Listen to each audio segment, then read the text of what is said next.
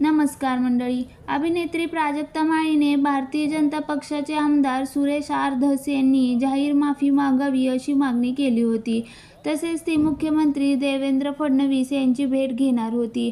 आज प्राजक्ता माळीने मुख्यमंत्री देवेंद्र फडणवीसची भेट घेतली.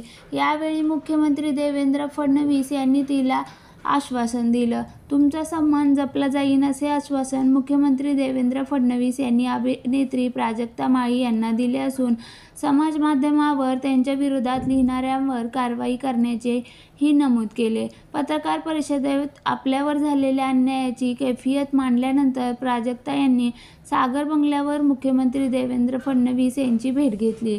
यावेळी प्राजक्ताने एक लेखी निवेदनही दिले.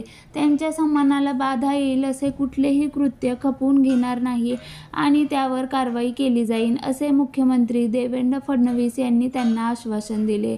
त्यांच्या विरुद्ध यूट्यूबवर काही लोक व्हिडिओ प्रसारित करतात अशीही तक्रार त्यांनी यावेळी केली. त्या सर्वांवर सुद्धा कारवाई करण्याचे आश्वासन मुख्यमंत्री देवेंद्र फडणवीस यांनी दिले आहे.